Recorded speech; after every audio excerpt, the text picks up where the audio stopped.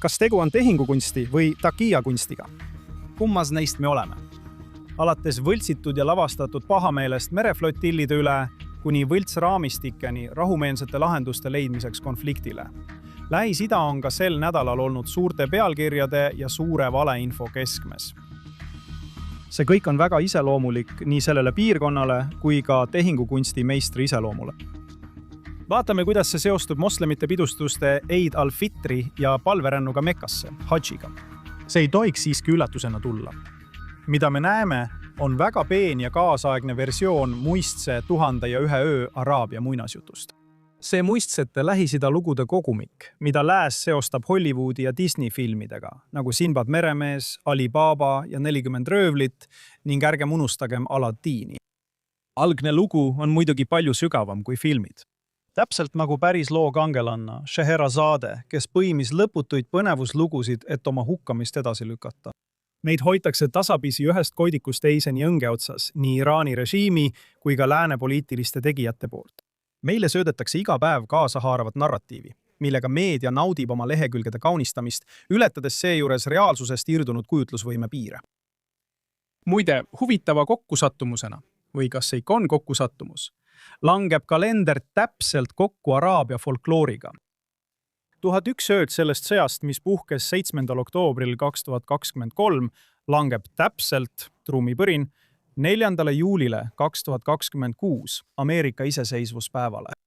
Lihtsalt huvitav kõrvalmärkus.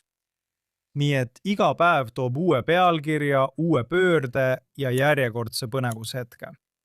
See on meisterlik poliitiline trikk, mis tagab, et sinu tähelepanu püsib täpselt seal, kus nemad tahavad, ja kaugel eemal sealt, kus see tegelikult peaks olema. Enne kui liigume tõsisemate uudiste juurde, alustame selle nädala suurest merelisest vaatemängust, ülemaailmsest Samud flotillast. Me pole nende lõppu veel näinud. Olete näinud kaadreid ja kuulnud teateid piiramisrõngast murda üritavast flotillast, Selfie jahtklubist. Nemad koos peavoolumeediaga tahaksid, et te usuksite, et see on julge, kangelaslik teekond, mille kaalul on suur humanitaarne päästeoperatsioon. Selle asemel saime me hoopis etendatava aktivismi meistriklassi. Läänelike mõjutajate, professionaalsete petiste ja selliste tüüpide ujuv karavan, kes meenutavad mulle džinni, vägivaldset, libedat ja radikaalset poissõpra filmist Forrest Gump. Kõik tihedalt paatidesse pakitud, meeleheitlikult otsimas ideaalset valgustust. See on ülin TikToki ristisõda. Need inimesed ei asunud teele selleks, et toimetada toitu või ravimeid. Nad tunnistavad seda ise, öeldes, et nende ainus eesmärk on Iisraeliga vastasseisu minna. Need aktivistid teesklevad, et on tänapäeva piraadid, kes võitlevad süsteemi vastu, samal ajal kui nad rüüpavad kaerapiimalatet Kambüüsis. Monte Cristo saalidest kuni Chipotle baarideni.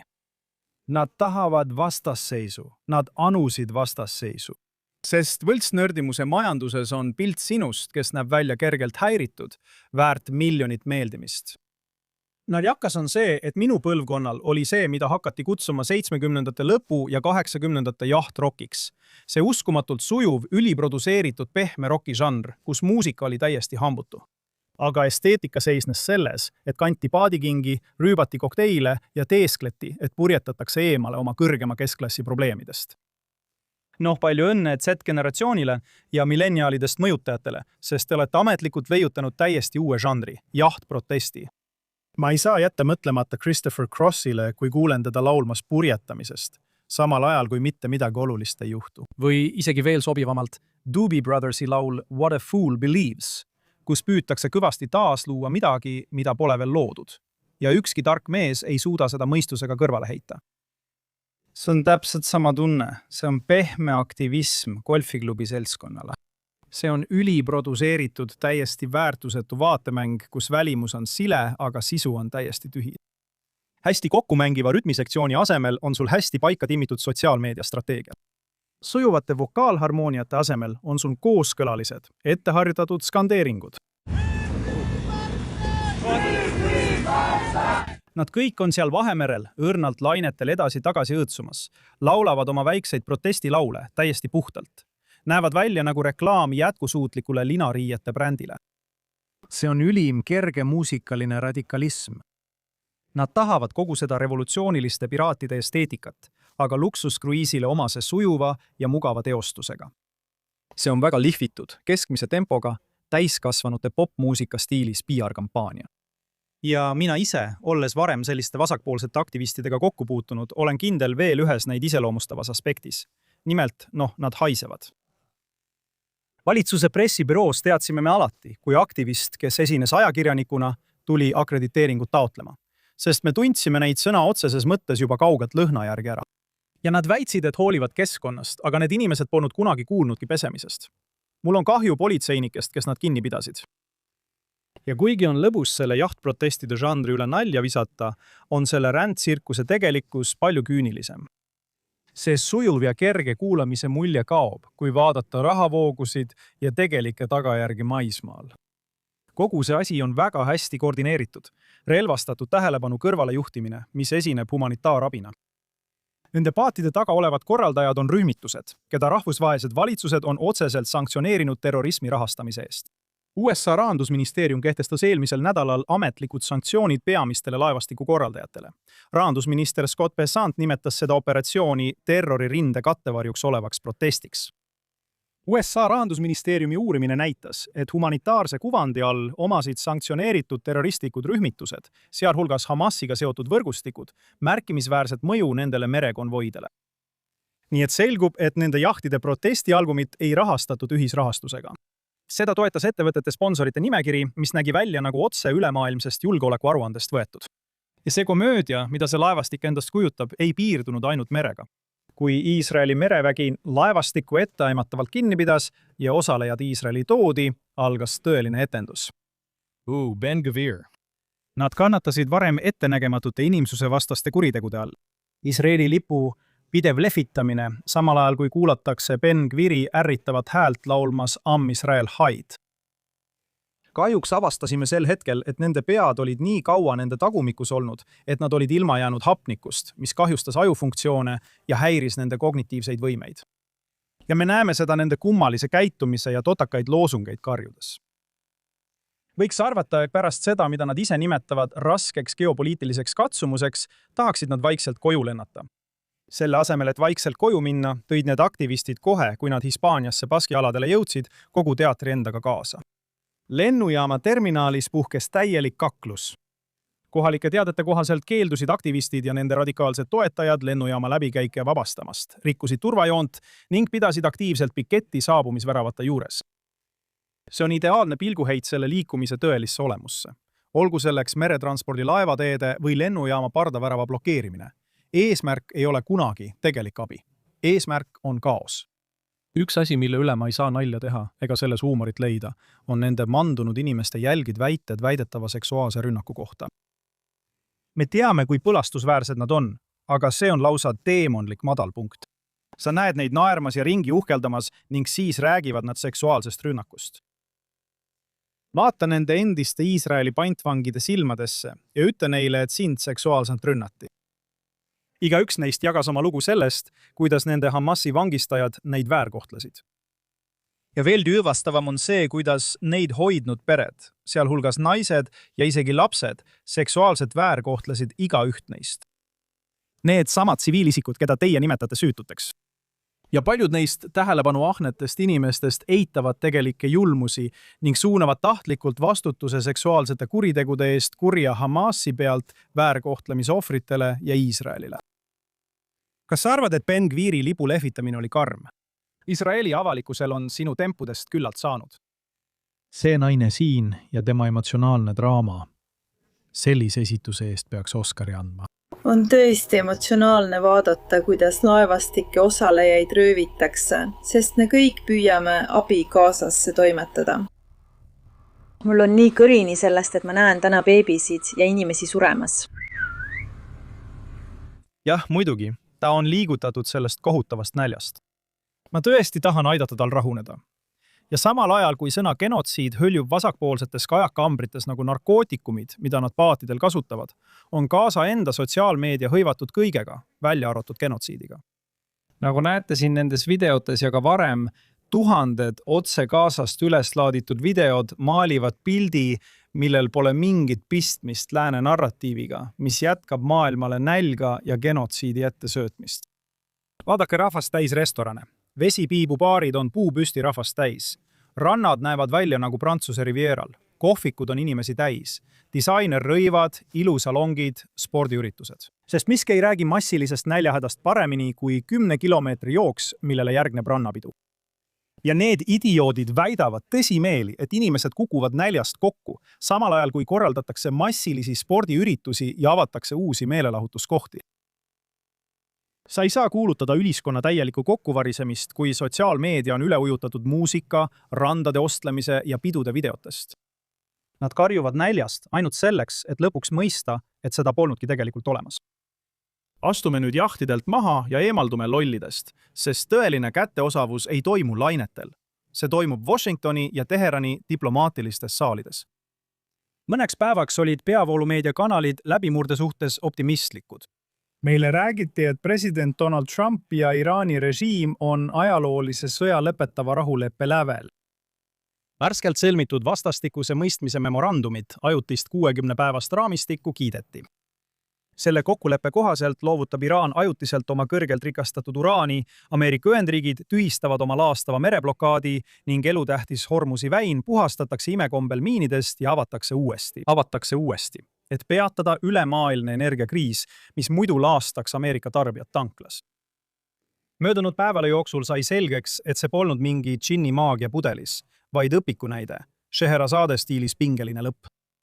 See on võlts raamistik, mis on loodud selleks, et võita aega kahele režiimile, mis on sügavalt lõhestunud, põhimõtteliselt kokkusobimatud ja meeleheitlikult püüavad nädalat üle elada. 24 tunni jooksul oli tohutu lõhe Katari diplomaatilise teatri ja tegeliku olukorra vahel kohapeal. Kui läbirääkijad olid veel ametis pressiteadete koostamisega, alustas USA keskväe juhatus tugevaid kineetilisi enesekaitselööke Lõuna-Iraanis. Pentagon teatas, et nad tõrjusid vahetuid ohte, sihtides konkreetselt Iraani rakettide stardiplatse ja kiireid ründepaate, mis tabati värskete miinide paigaldamise katsel Hormuzi väinas. Just nende üle käisid läbirääkimised. Iraani jaoks on relvarahu võimalus oma olukorda parandada ja rikkumisi toime panna, sest neid tingimusi nende suhtes kunagi ei rakendata. Sest see ei erine nende käsilastest nagu Hamas Gazas ja Hezbollah Liibanonis, kes rikuvad relvarahu praegu samamoodi nagu aastaid varemgi, rünnates juhuslikult meie sõdureid ja tulistades tsiviilobjekte Iisraelis. Peaminister Benjamin Netanyahu andis korraldused tugevalt rünnata Hezbollah'd. Viimastel päevadel kasutas Iisrael üle 85 laskemoona, et purustada rohkem kui 70 Hezbollah infrastruktuuri objekti üle kogu Liibanoni, hävitades relvalaod ja juhtimiskeskused Tüürose linnas. Räägin sellest teises taskuhäälingus koos endise JNS-i taskuhäälingu tegija ja praeguse peaminister Netanyahu rahvusvaheliste suhete nõuniku, meie oma Caroline Glickiga. Liibanon käitub praegu nagu Iraani koloonia, sest Liibanoni rahval ei ole sõnaõigust selles, kas Hezbollah ründab või mitte, kuna nad on lihtsalt liiga võimsad. Ja seega, kui sa tahad Liibanoniga rahu saavutada, siis me võime sellest rääkida, aga enne peab midagi juhtuma. Nimelt tuleb Hezbollah hävitada. Ja me ei saa lubada selliseid vahetuid, ähvardavaid ja kasvavaid ohte meie riiklikule julgeolekule Hezbollahi poolt. Ja see ongi tegelikult meie jaoks kõige olulisem. Nii et me näeme, et nad üritavad teha võimatut. See on kokkulepe pidada rohkem kohtumisi. 60-päevane paus, mida esitletakse kui ülemaailmset päästet, samal ajal kui võitlus jätkub. Tõde on see, et me tegelikult ei tea, mis sellele paberile Kataris kirja pandi. Me ei tea selle USA ja Iraani raamkokkuleppe täielikku väikest kirja. Praegu lekitab kumbki pool agressiivselt kõike, mis teenib nende enda huve. Kui me oleme siiani midagi õppinud, siis seda, et esimese päeva pealkirjad erinevad täielikult 10. päeva tegelikkusest.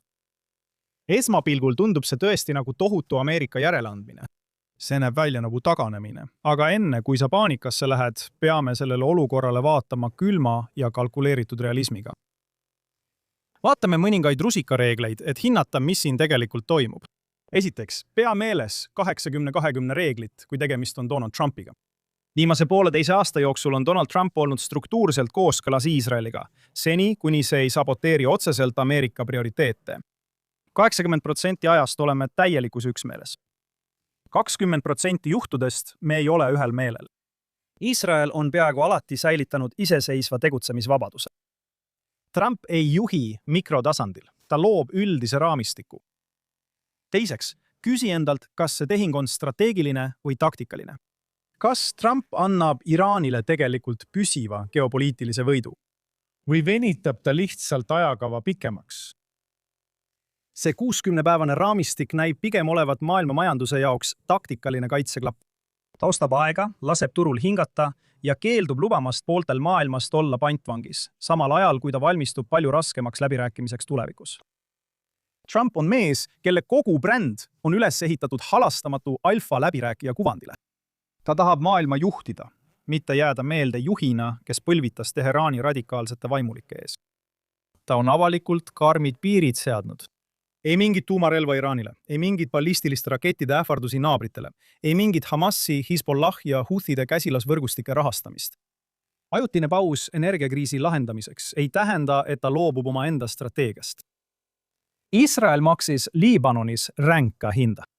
Meie partnerluse hind USA-ga oli otsustava vastasseisu edasilükkamine Hezbollahiga. Ja täpselt nagu oli olukord Hamasi puhul, kui Washington nõudis diplomaatilist katseaega, tegime me seda. Aga kui Hamas keeldus relvi maha panemast ja diplomaatiline protsess kukkus läbi täpselt nii, nagu oli oodata, astus USA tagasi ja andis Iisraelile täieliku toetuse töö lõpetamiseks. Nii et eesmärk on nüüd tagada, et Gaza pretsedent kehtiks ka Liibanoni puhul. Me liigume läbi selle 60-päevase stsenaariumi või mis iganes juhtub. Laseme maailmaturgudel rahuneda ja tagame garantii, et niipea kui Hezbollah rikub tingimusi, eemaldab Iisrael piirangud ja viib missiooni lõpule. Siis on veel kolmas oluline punkt, millest paljud on mööda vaadanud. Kes siis tegelikult kulisside taga hädapausi taotles? Usaldusväärsed allikad näitavad, et just Saudi Araabia ja Pärsia lahe riigid pöördusid Donald Trumpi poole, paludes tal üles näidata kohest vaoshoitust ja hoiduda igasugusest suurest sõjalisest eskalatsioonist Iraaniga. Minu oletus, miks see juhtus, on vaadata lihtsalt kalendrisse. Ja ei, ma ei pea silmas ei maailmameistrivõistlusi, Trumpi sünnipäeva ega isegi USA 250. aastapäeva. Praegu oleme keset hadži, millele järgneb kohe Eid al-Adha, suured moslemite pidustused. Peaaegu 2 miljonit moslemi palverändurid kogu maailmast kogunevad aktiivselt Mekkasse. Saudi Araabia jaoks on see kogu aasta kõige logistiliselt tundlikum ja usuliselt püham periood. Ja kui praegu puhkeks täiemahuline sõda, millega kaasneks väga reaalne oht, et Iraani käsilasrühmitused korraldavad kättemaksu droonirünnakuid kogu piirkonnas, mis on täis miljoneid tsiviilpalverändureid, oleks see Riadi jaoks täielik katastroof.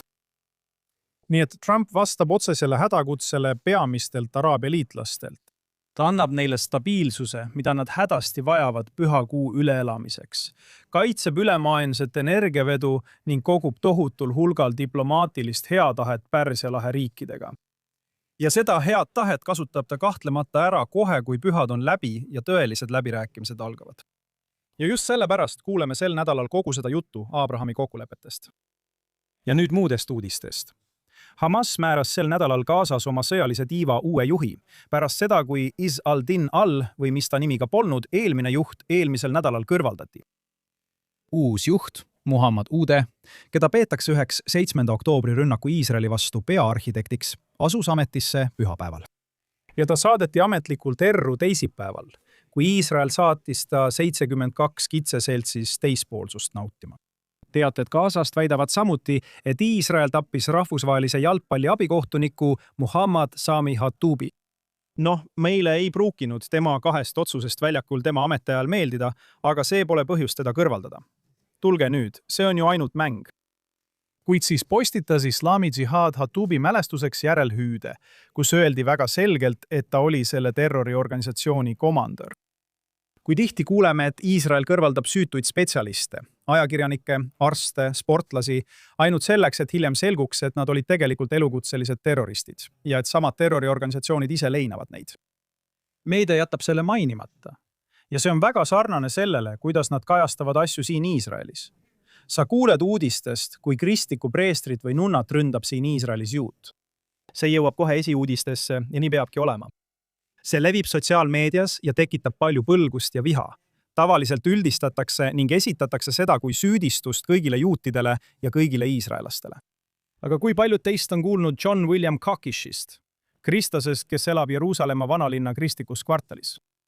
Kakish vabastati eelmisel neljapäeval vanglast pärast 11-aastase vanglakaristuse ärakandmist, mis talle määrati pussitamisrünnaku eest, mille ta sooritas vanalinna Damaskuse värava lähedal, rünnates 2 usklikku juudi tudengit, kes said raskelt vigastada.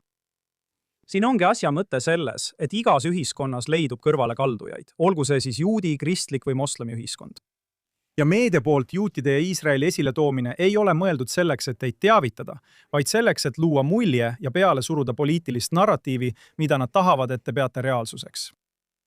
Asjad ei ole siin kunagi nii lihtsad. Loodan, et andsin teile mõningaid teadmisi siinsest tegelikkusest. Mina olen Daniel Seaman. Liituge minuga taas järgmisel nädalal saates Straight Up siit Jeruusalemma Iisraeli JNS TV stuudiost.